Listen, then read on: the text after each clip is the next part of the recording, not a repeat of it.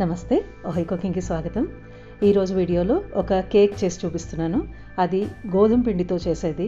మైదా పిండి వాడడానికి ఇష్టం లేదు అన్న వాళ్ళు ఈ కేక్ చేసుకోవచ్చు. దీంట్లో అరటిపండు వేసి చేసి చూపిస్తున్నాను. ఇది ఓవెన్ లేకుండా మరియు ఎగ్ లేకుండా చేసి చూపిస్తున్నాను. దీనికోసం బాగా పండిన 2 చుక్క అరటిపళ్ళు తీసుకున్నాను. ఇవి మిక్సీలో వేసేసుకోవాలి. ఇవి ఎలాగో తీయగానే ఉంటాయి కాబట్టి మనం ఎక్కువ తీపి వాడాల్సిన అవసరం లేదు ఈ కేక్కి. దీనికోసం పావు కప్పు పంచదార తీసుకున్నాను. పంచదార లేకుండా కూడా చేసుకోవచ్చు, కానీ కాస్త చప్పచప్పగా అనిపిస్తుంది. దీన్ని మెత్తగా పేస్ట్ లాగా గ్రైండ్ చేసేసుకోవాలి. ఇలాగా గ్రైండ్ చేసి పెట్టుకున్నాను. దీన్ని ఒక పెద్ద పాత్రలోకి తీసుకుంటున్నాను, ఒక మిక్సింగ్ వెసల్. మిగతా ఇంగ్రీడియంట్స్ అంతా దీంట్లోనే వేసుకుందాం. దీంట్లో ఒక అరకప్పు ఫ్రెష్గా ఉన్న పెరుగు వేసుకున్నాను. ఏమాత్రం పులుపు ఉండకూడదు పెరుగు. ఒక పావు కప్పు నూనె తీసుకున్నాను.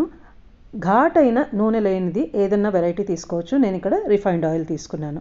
ఇవంతా ఒక 5-6 నిమిషాల పాటు అన్ని వేసిన ఇంగ్రీడియంట్స్ అన్నీ బాగా ఒకటిగా కలిసిపోయేంత వరకు విస్క్ చేసుకోవాలి. ఒక 5-6 నిమిషాలు నేను చేసుకున్నాను. తర్వాత ఒక జల్లెడ పెట్టుకొని 1 కప్పు గోధుమ పిండి, ఇవి అంతా జల్లించేసుకుంటే మనకి ఈజీ అవుతుంది తర్వాత ప్రాసెస్. 1 టేబుల్ స్పూన్ కార్న్ఫ్లవర్, బోలుగా తేలిగ్గా వస్తుంది కేక్ దీనివలన. 1 చిటికెడు ఉప్పు, అన్ని ఫ్లేవర్స్ బ్యాలెన్స్ అవుతాయి అందుకని. 1/2 టీ స్పూన్ బేకింగ్ సోడా, వంట soda, 1 tea spoon baking powder. ఇవి అన్నీ వేసుకొని జల్లించుకోవాలి. దీనివల్ల ఉండలు లేకుండా ఉంటాయి. అన్నీ కూడా పదార్థాలు ఈక్వల్గా స్ప్రెడ్ అవుతుంది, అందుకని ఇలా జల్లించుకోండి. జల్లించుకున్న తర్వాత ఇలాగుంది. ఇప్పుడు కింద అరటిపండు మిశ్రమం ఉంది కదా, దాంట్లోకి ఈ పొడిపిండి అంతా కలిపేసుకోవాలి. మరీ ఎక్కువగా దాని మీద ప్రెషర్ పెట్టి గట్టిగా ఒత్తి కలుపుకోవద్దు. పైన బోలుగా కలుపుకోవాలి. లేదంటే కేక్ మనకి గట్టిగా వచ్చినట్టు అవుతుంది, బరువుగా వస్తుంది. అంతా కలుపుకున్న తర్వాత ఇలా ఉంది. ఇప్పుడు 1 tea spoon mix fruit essence తీసుకున్నాను. మీరు కావాలంటే వెనీలా ఎసెన్స్ కూడా తీసుకోవచ్చు. అది వేసుకుని కలుపుకోవాలి. కలుపుకొని కొంచెం చిక్కగా అనిపిస్తుంది, అందుకని 2 టేబుల్ స్పూన్ల పాలు రూమ్ టెంపరేచర్లోది తీసుకున్నాను. వేడి పాలు వేసుకోకూడదు, అలా అని ఫ్రిడ్జ్లో పెట్టిన చల్లటి పాలు కూడా తీసుకోకూడదు. రూమ్ టెంపరేచర్లో ఉన్న పాలు కాగపెట్టినవి తీసుకోవాలి. అంతా ఇలాగా కలిపేసుకున్నాను. మనకి కన్సిస్టెన్సీ అనేది ఎలా ఉంటుంది అనేది నేను మీకు చూపిస్తాను. చూడండి, ఇలాగా ఉండాలి. మరీ జారుడుగా ఉన్నా కూడా మనకి కేక్ పచ్చిగా ఉంటుంది, ఉడకదు.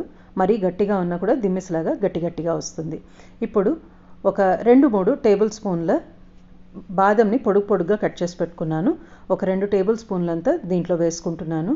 అలాగే 1 టేబుల్ స్పూన్ జీడిపప్పుని కాస్త పెద్ద ముక్కలుగా చేసి వేసుకుంటున్నాను. మీరు ఇదే ప్లేస్లో టూటీ ఫ్రూటీ వేసుకోవచ్చు, లేదంటే చాకో చిప్స్ కూడా వేసుకోవచ్చు.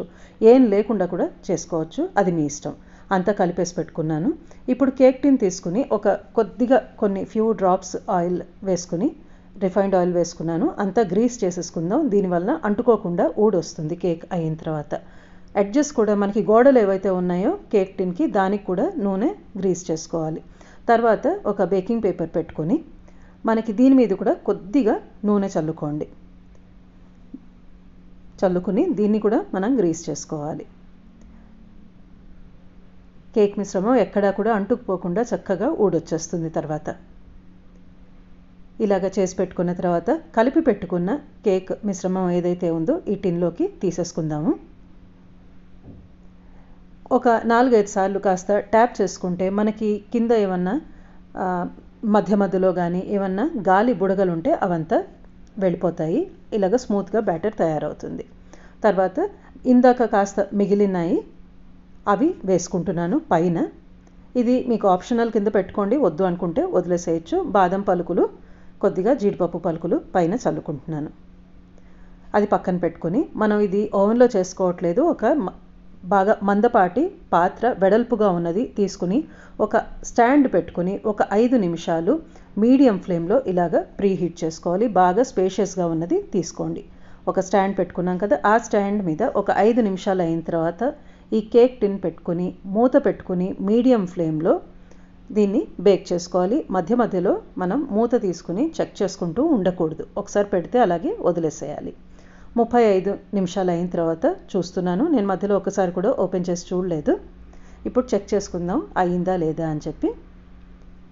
ఒక టూత్ పిక్ పెడుతున్నాను, మీరు కావాలంటే ఒక నైఫ్ కూడా పెట్టి చూసుకోవచ్చు.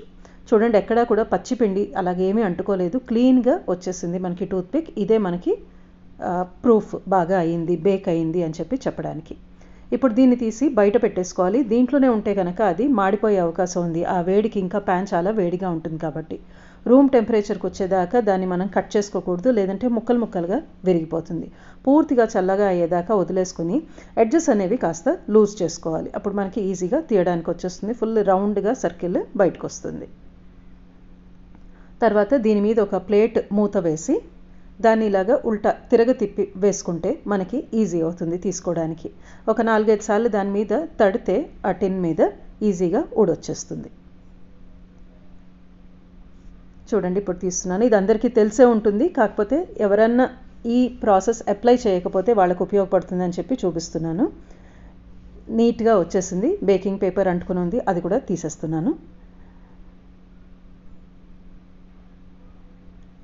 ఇక్కడ కేక్ టిన్కి కూడా ఏమాత్రం అంటుకుని లేదు, నీట్గా ఉంది. ఇలాగ వస్తుంది మనకి నూనె అప్లై చేయటం వలన. ఇది జస్ట్ ఇలాగా ఉల్టా తీసేసుకొని సరిగ్గా వేసుకుంటే మనకి కేక్ రెడీ అయినట్టే.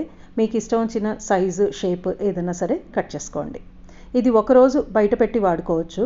ఇది అరటిపండు వేసాం కాబట్టి ఆ మరుసటి రోజు నుంచి ఫ్రిడ్జ్లో పెట్టుకుంటే మీకు వారం రోజుల దాకా చెడు వాసన రాకుండా ఉంటుంది.